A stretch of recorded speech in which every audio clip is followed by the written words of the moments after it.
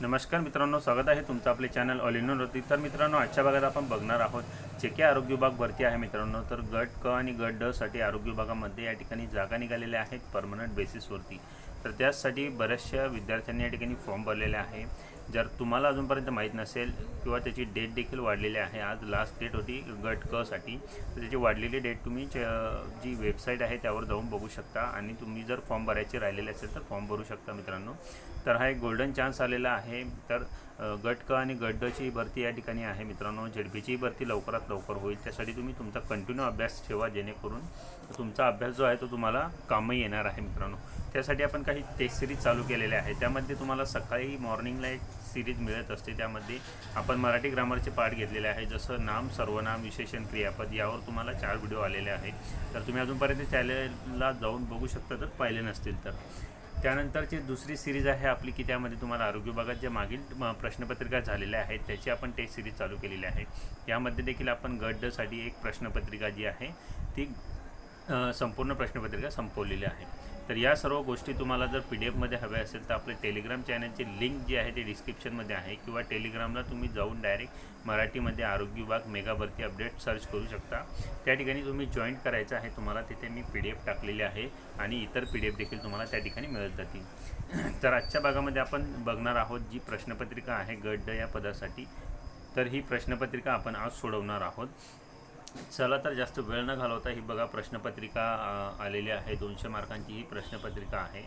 तर यामध्ये आजचा आपला पहिला प्रश्न आहे की आजचा बघा पहिला प्रश्न आपला आहे, मांजर झाडावर चढले या वाक्यातील अव्ययाचा प्रकार ओळखा। मांजर झाडावर चढले या वाक्यातील अव्ययाचा प्रकार आपल्याला ओळखायचा आहे। तर आपण डायरेक्टली योग्य आन्सरच घेणार आहोत मित्रांनो, जेणेकरून काय आहे की जर हा प्रश्न तुम्ही प्रश्नपत्रिकेत वाचला एक्झाम देताना तर तुम्हाला डायरेक्टली आन्सर लक्षात येईल। आपण हे वाचलेलं होतं। तर याचा आन्सर आहे बघा ऑप्शन डी, शब्दयोगी अव्यय। तर शब्दयोगी म्हणजे शब्दांचा योग जो जुळून आलेला असतो त्याला, म्हणजे जसं दोन शब्द यांचा योग येऊन दोन शब्द मिळून जो एक अर्थपूर्ण शब्द तयार होतो आणि तो वाक्याच्या क्रियापदाला अर्थ देतो किंवा वाक्याला एक वेगळा अर्थ देतो, त्याला आपण काय म्हणत असतो, शब्दयोगी अव्यय असं म्हणत असतो। आता यामध्ये काय आहे मग, कोणतं तो शब्द आहे की तो आहे झाडावर। आणि यामध्ये तुम्हाला जे आहे शब्दयोगी अव्ययामध्ये आणि परीक्षेत देखील झाडावर म्हणजे मांजर झाडावर चढले वगैरे असे, किंवा राम झाडाखाली झोपला होता किंवा झोपला आहे, अशा प्रकारचे जे आहे झाडावर किंवा झाडाखाली असे जे आहे ते तुम्हाला असेच प्रश्न बघायला मिळतील। तर हे तुम्ही लक्षात ठेवायचे आहे। पुढील आहे की चुकीची जोडी शोधा।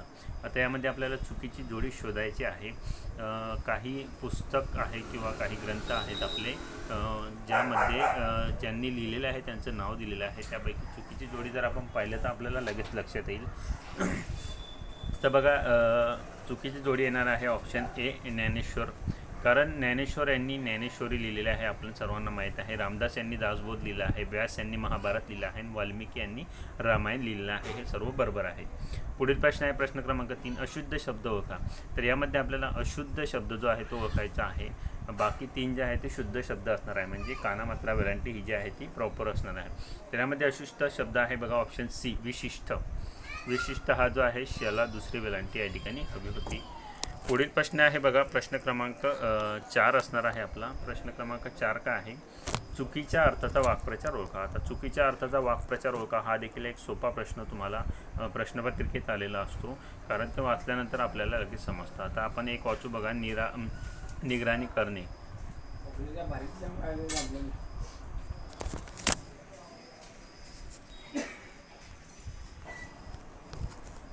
तर बघा निगराणी करणे। आता निगराणी करणे म्हणजेच काय, काळजी घेणे, हे बरोबर आहे। त्यानंतर भ्रमनिरास होणे म्हणजे वास्तवाची कल्पना होणे। तिसरं आहे की मंत्रमुग्ध होणे म्हणजे भारावून जाणे, हे देखील बरोबर आहे। चौथा आहे बघा डोळे लावून बसणे, डोळे मिटून बसणे। तर हे चुकीचं आहे, म्हणजे आपल्याला आणि चुकीचाच आपल्याला ओळखायचं होतं, म्हणजे आपलं ऑप्शन क्रमांक 4 हे आन्सर झालं। डोळे लावून बसणे म्हणजे काय, डोळे मिटून बसणे का नाही। डोळे लावून बसणे म्हणजे काय, तर एखाद्या गोष्टीकडे दुर्लक्ष करणे, त्यासाठी हे वापरलेलं असतं। पुढील प्रश्न आहे प्रश्न क्रमांक 5 बघा आपला, खालीलपैकी शुद्ध शब्द कोणता। खालीलपैकी शुद्ध शब्द आपल्याला या ठिकाणी ओळखायचा आहे। शुद्ध शब्द कोणता असणार आहे मग, तर तो आहे बघा ऑप्शन डी, शीर्षासन। कोणता आहे, शीर्षासन। पुढील प्रश्न आहे प्रश्न क्रमांक 6, राजाने राजवाडा बांधला या वाक्यातील प्रयोग कोणता। तर राजाने राजवाडा बांधला या वाक्यातील प्रयोग आपल्याला ओळखायचा आहे।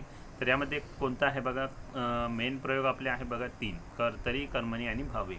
अरे प्रयोग कसा ओळखतो आपण, की जर आपल्याला कर्त्याचा ओळखायचा असेल, कर्तरी प्रयोग ओळखायचा असेल, तर कर्त्याचं लिंग किंवा वचन जर बदललं आणि वाक्याचा अर्थ बदलला तर तो असतो कर्तरी. तसंच आपल्याला कर्मणी म्हणजे कर्मासोबत आणि क्रियापदासोबत कर्ता आणि कर्तरी आणि कर्मणी हे दोघं करून जर बदलत नसेल तर तो असतो भावे प्रयोग आपला. तर यामध्ये बघा काय आहे, राजाने आहे ना, पण राणीने करून बघू. राणीने राजवाडा बांधला, वाक्य हे सेम येत आहे.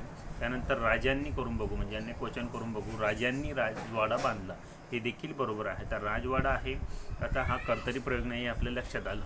आता कर्माचं बदलून बघू आपण. राजवाडा आहे ना, त्याला आपण राजवाडा म्हणजे हे पुरुषलिंगी येईल, त्याला आपण स्त्रीलिंगी म्हणजे हवेली करून बघू. तर राजाने हवेली बांधली, तर बांधली होतं हे बांधलाचं, म्हणून हे काय झालं, हे कर्मणी प्रयोगाचं वाक्य झालं, ऑप्शन क्रमांक 2. त्यानंतर बघा पुढील प्रश्न आहे प्रश्न क्रमांक 7. संकेतार्थी वाक्य कोणत्या अव्ययावरून ओळखावी. संकेतार्थी वाक्य आपण कोणत्या अव्ययावरून ओळखत असतो, तर जर तर आपण म्हणतो बोलताना देखील जर तरच्या गोष्टी करू नको, म्हणजे जर तरवरून आपण काय आहे तर संकेतार्थी वाक्य म्हणजे जर तू अभ्यास केला तर तू पास होशील, अशा प्रकारचे ते वाक्य असतात यामध्ये आलेले असतात. प्रश्न क्रमांक 8 बघा, खालीलपैकी भाववाचक नाम नसलेला शब्द कोणता. भाववाचक नाम नसलेला शब्द आपल्याला या ठिकाणी काय आहे ओळखायचा आहे. तर भाववाचक नाम नसलेला शब्द यामध्ये कोणता असणार आहे मग बघा, तर तो आहे ऑप्शन क्रमांक ए, मौर्य. म्हणजेच काय, शौर्यमध्ये काय होतं की शूरता आहे, हे भाव आपल्याला यामधून निष्पन्न होतो. क्रौर्यमध्ये काय आहे की क्रूरता, आणि धैर्यमध्ये काय आहे तर धीरता.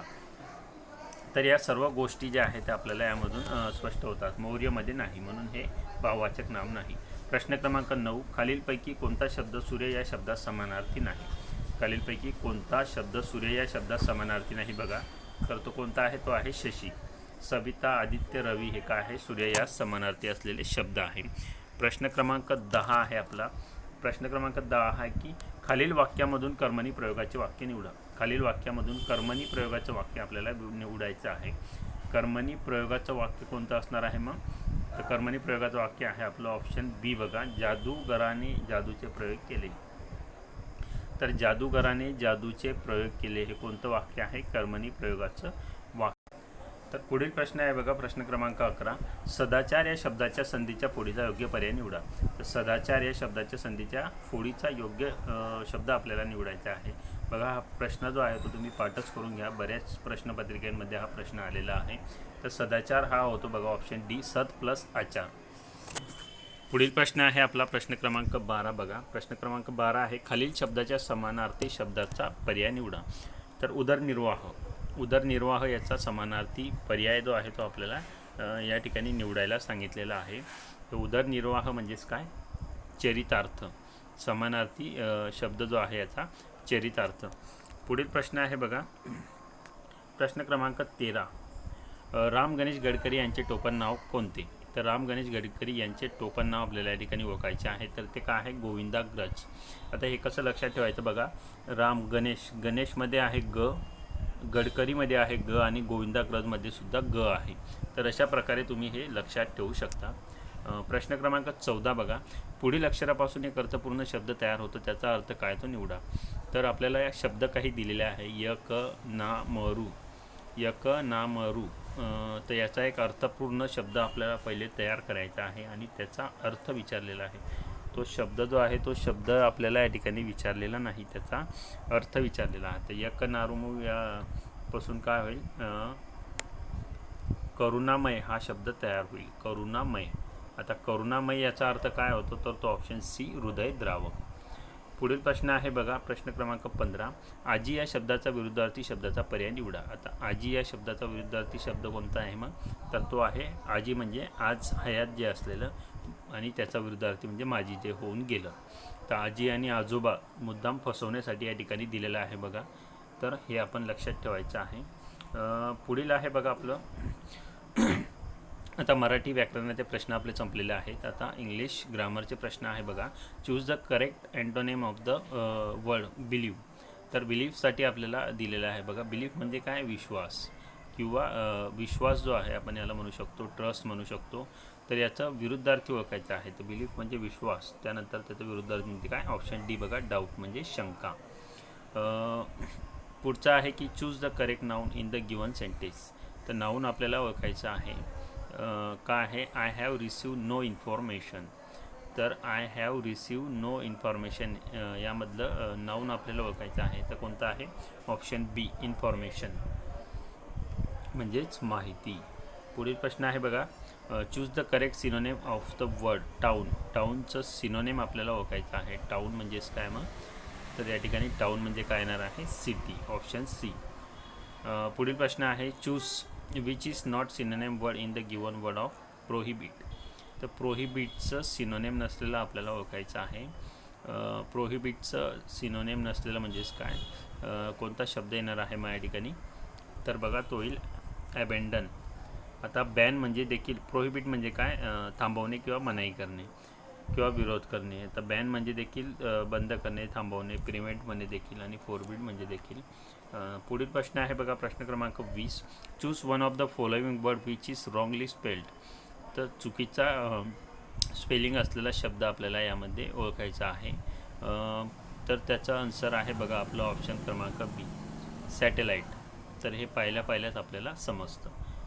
पुढे प्रश्न आहे बघा, प्रश्न क्रमांक 21. Which is effective word from the given word to fill in the blank to make a sentence meaningfully complete. I dash to the teacher for coming late to school. तर I dash to the teacher. तर या ठिकाणी काय येणार आहे मग? Option B, I apologise to the teacher for coming late to school. म्हणजे मी शिक्षकांकडून माफी मागितली शाळेत उशिरा येण्याबद्दल. पुढील प्रश्न आहे बघा, when we dash they were having lunch. When we dash they were having lunch. तर काय येणार आहे याचं?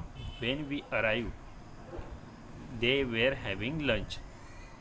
पुढील प्रश्न आहे बघा आपला प्रश्न क्रमांक 23. Which is not synonym word in the given word. एक्स्टर्मिनेटसाठी जे आहे आपल्याला नॉट सिनोनिम म्हणजे सिनोनिम नसलेला शब्द आपल्याला या ठिकाणी ओळखायचा आहे. तर तो कुठला येणार आहे? तर तो आहे बघा डी, डिस्ट्रेस. पुढील प्रश्न आहे प्रश्न क्रमांक 24. There is the word spelled in 4 different way. Out of them only one is correct, which is one. तर टेंटेटिव्ह या शब्दाची स्पेलिंग या ठिकाणी थोडक्यात आपल्याला विचारलेली आहे. तर ते आहे बघा टेंटेटिव्ह, ऑप्शन क्रमांक 1. पुढील प्रश्न आहे प्रश्न क्रमांक 25. Choose the from the group of the word given below the phrase for idiom. To shake off. To shake ऑफसाठी एक फ्रेज किंवा आयडियम आपल्याला ओळखायचे आहे. टू शेक ऑफ म्हणजेच काय मग? To get rid of. पुढील प्रश्न आहे प्रश्न क्रमांक 26. Find the correct use of noun. तर नाऊनचा योग्य वापर आपल्याला खाली ओळखायचा आहे. तर कोणत्या वाक्यात झालेला आहे बघा? तर option B, no pain were spared. पुढील प्रश्न आहे आपला प्रश्न क्रमांक 27. Choose the antonym of the word urban. अर्बनचा विरुद्धार्थी शब्द आपल्याला ओळखायचा आहे. तर अर्बनचा याचा शहरी म्हणजे त्याचा विरुद्धार्थी शब्द आपल्याला कोणता येईल मग? तर बघा ऑप्शन सी, सिटी. सॉरी, अर्बनचा कोणता येणार आहे? सिटी. Option C. त्यानंतर पुढील प्रश्न आहे बघा आपला प्रश्न क्रमांक 28. तर आपल्याला अर्बनचं जे आहे ऑप्शन बी आहे बघा, रुरल. अर्बनचं अँटोनिम आहे रुरल. पुढील प्रश्न आहे बघा प्रश्न क्रमांक 28. Which is effective word from the given word to fill in the blank to make a sentence meaningful complete. whom would you prefer the two of us. whom would you prefer the two of us. तर आता दोघांमध्ये असेल तर आपण काय वापरत असतो? whom would you prefer to the two of us. आणि जास्त असेल तर among. पुढील प्रश्न आहे बघा, choose the word which is most opposite in the meaning of word. Pleasant. प्लेझंटच्या एक्झाम अपोजिट असलेला शब्द आपल्याला ओळखायचा आहे. तो येणार आहे बघा ऑप्शन बी, डिस्गस्टिंग. प्लेझंटचं काय? डिस्गस्टिंग. पुढील प्रश्न आहे बघा प्रश्न क्रमांक 30. Choose the appropriate synonym for demise. तर डिमाइससाठी ॲप्रोप्रिएट सिनोनिम आपल्याला या ठिकाणी ओळखायचं आहे. तर डिमाइससाठी सिनोनिम कुठलं येणार आहे? ऑप्शन सी बघा, डेथ. पुढील प्रश्न आहे क्ष किरण म्हणजे काय. तर प्रश्न क्रमांक 31 आहे क्ष किरण म्हणजे काय. क्ष किरण म्हणजे काय? ऑप्शन ए बघा विद्युत चुंबकीय लहरी आहे. क्ष किरण म्हणजे विद्युत चुंबकीय लहरी. प्रश्न क्रमांक 32. एक पेशीय प्राण्यास आपण टिंबटिंब असं म्हणतो. एक पेशीय प्राण्यास आपण काय म्हणत असतो? तर आदिजीव. प्रश्न क्रमांक 33. भारतात कोणत्या राज्यात लिंग गुणोत्तर सर्वात जास्त आहे? भारतात कोणत्या राज्यात लिंग गुणोत्तर सर्वात जास्त आहे म्हणजे स्त्रियांची संख्या सर्वात जास्त आहे? ते आहे केरळ.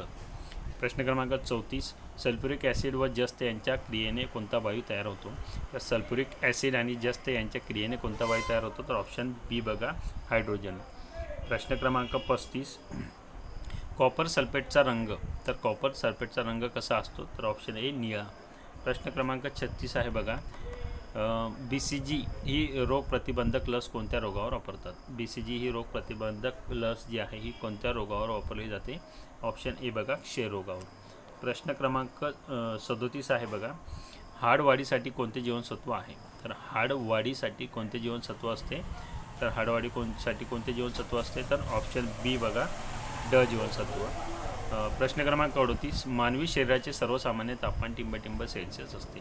मानवी शरीराचे सर्वसामान्य तापमान किती असते मग या ठिकाणी? तर ऑप्शन बी बघा 37°C. प्रश्न क्रमांक बघा 39. भारतातील रेशीम उत्पादनाचा प्रथम क्रमांकाचे राज्य कोणते? तर रेशीम उत्पादनात भारतात प्रथम क्रमांकाचे राज्य कोणते आहे? तर बघा बी कर्नाटक.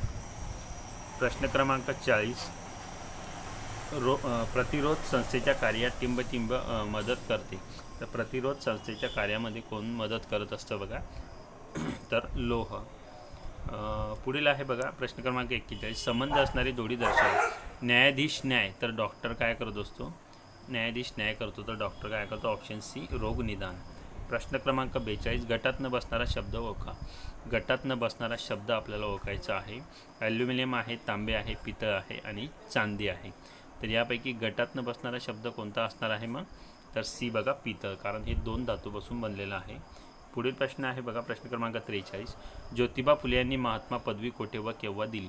ज्योतिबा फुले यांना महात्मा पदवी कोठे व केव्हा दिलेली आहे? तर बघा ऑप्शन डी मुंबई येथे 1888 साली. 44 वा प्रश्न. पचन क्रियेत स्टारचे रूपांतर टिंबटिंब पदार्थात होते. तर पचन क्रियेमध्ये स्टारचे रूपांतर जे आहे तर हे कशामध्ये होत असते? तर ऑप्शन डी बघा ग्लुकोजमध्ये. प्रश्न क्रमांक 45 आहे बघा. प्रश्न क्रमांक 45. आम्लामध्ये कोणते मूलद्रव्य असतेच? तर आम्लामध्ये कोणते मूलद्रव्य असतेच? तर ऑप्शन सी बघा या ठिकाणी हायड्रोजन. प्रश्न क्रमांक आहे बघा 46. खालील अंकमालिकेत रिकाम्या जागी कोणती संख्या येईल? तर खाली एक अंकमालिका आपल्याला दिलेली आहे. 2 आहे, 4 आहे, 16 आहे. तर यानंतर कोणते येणार आहे बघा? 2 एक आहे, त्यानंतर 4 आहे आणि 16 आहे. तर यामध्ये यानंतर कोणतं येणार आहे? तर सी आहे बघा या ठिकाणी. 2चा वर्ग 4 दिलेला आहे, 4चा वर्ग 16 दिलेला आहे. 16चा वर्ग काय? 256. त्यानंतर प्रश्न क्रमांक 47. बेनिडक्ट द्रावण तयार करण्यासाठी टिंबटिंबाचा उपयोग होतो. तर बेनिडक्ट द्रावण तयार करण्यासाठी ऑप्शन बी बघा कॉपर सल्फेटचा उपयोग होतो. प्रश्न क्रमांक 48 यामध्ये दिलेला आहे बघा. तर आता अंकगणित आणि बुद्धिमत्तेचे प्रश्न या ठिकाणी राहिलेले आहे मित्रांनो. तर उर्वरित हे सर्व प्रश्न आपण स्पष्टीकरणासह उद्याच्या भागामध्ये घेणार आहोत. त्यासाठी तुम्ही प्रत्येक भाग तुम्हाला मिळाव्यासाठी चॅनल सबस्क्राईब केलं नसेल तर लगेच सबस्क्राईब करा. शेजारी बेल आयकॉन तिला क्लिक करून ठेवा म्हणजे प्रत्येक पार्टची नोटिफिकेशन सर्वात पहिले तुमच्यापर्यंत पोहोचेल. धन्यवाद मित्रांनो.